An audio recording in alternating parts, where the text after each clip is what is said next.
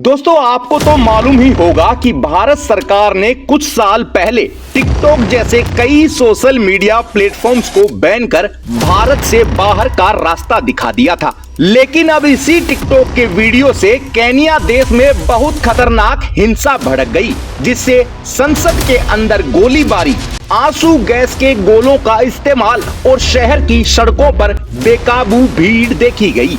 हालात इतने बिगड़ गए कि गुस्साई भीड़ ने संसद के एक हिस्से में आग तक लगा दी। पुलिस की फायरिंग में 20 लोगों को अपनी जान से हाथ धोना पड़ा। आखिर अचानक केन्या में ऐसा क्या हुआ जिससे ये हालात देखने को मिले? टिकटॉक और सोशल मीडिया प्लेटफॉर्म पर बने ये वीडियो कैसे इतनी बड़ी भीड़ को इकट्ठा कर लेते हैं, जानेंगे आज इसकी पूरी सच्चाई के बारे में। तो सबसे पहले हमें हमारी मेहनत का फल गोगिलियो चैनल को सब्सक्राइब कर आज दे ही दीजिए। तो चलिए शुरू करते हैं। 13 सितंबर 2022 को केन्या में राष्ट्रपति के लिए विलियम रूटो चुने गए। ये केन्या के 5वें राष्ट्रपति हैं। आपको ये भी बता दें कि केन्या में प्रधानमंत्री नहीं होता, वह राष्ट्रपति ही सरकार का नेता होता है। केन्या की सरकार पर 65 लाख करोड़ रुपए का कर्ज है, जो कि केन्या की जीडीपी का 70% है। राष्ट्रपति रूटो की सरकार इस कर्ज का भार कम करने के लिए देश में एक वित्त विधेयक पेश करती है। इसमें सरकार कुछ चीजों पर सब्सिडी हटाने वाली है और कुछ चीजों पर टैक्स बढ़ाने वाली है। इस बिल के लागू होने पर केन्या में कुकिंग ऑयल और ब्रेड के दाम बढ़ने वाले हैं। इसके अलावा कैंसर का इलाज, गाड़ियों की खरीद फरोख्त, सोलर पैनल, चीनी और इंटरनेट डेटा के भी दाम बढ़ने वाले हैं। सरकार ने बच्चों के डायपर और सैनिटरी पैड पर भी एक्स्ट्रा टैक्स लगाने का फैसला किया है। खाने पीने के जरूरी सामानों पर सब्सिडी हटाने का भी जिक्र इस बिल में है। सरकार के इस नए विधेयक से केन्या की जनता नाखुश थी, जिससे धीरे धीरे इन लोगों की भीड़ सरकार के खिलाफ इकट्ठा होने लगी। इस प्रदर्शन का पूरा श्रेय जेन जी यानी 12 से 27 वर्ष के नौजवानों को दिया गया। पूरे देश में इस बिल के खिलाफ एक कैंपेन चलाकर लोगों को इसके दुष्परिणाम के बारे में बताया गया। इस पूरी घटना में टिकटॉक के वीडियो ने आग में घी का काम किया। जेन जी यानी 12 से 27 वर्ष की उम्र के लोगों ने टिकटॉक पर वीडियो बनाकर शेयर किया।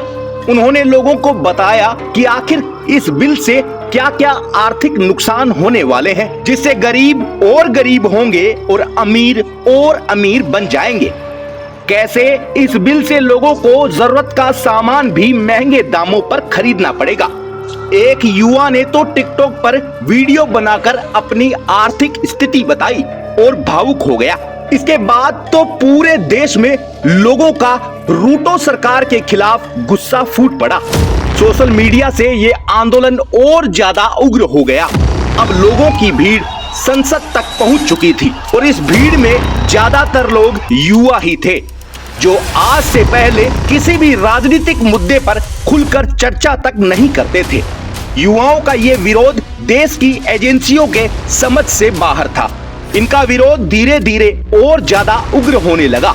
तब सरकार ने घुटने टेकते हुए 26 जून 2024 को ये बिल वापस ले लिया। दोस्तों आजकल सोशल मीडिया की ताकत से देश की सरकार गिरने लगती है, नेताओं को इस्तीफा देना पड़ता है और देश में उग्र आंदोलन भी होने लगते हैं।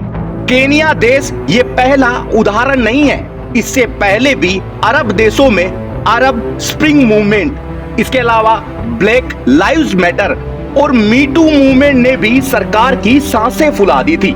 आपको याद है साल 2019 में भारत में CAA और NRC पर विरोध प्रदर्शन हुआ।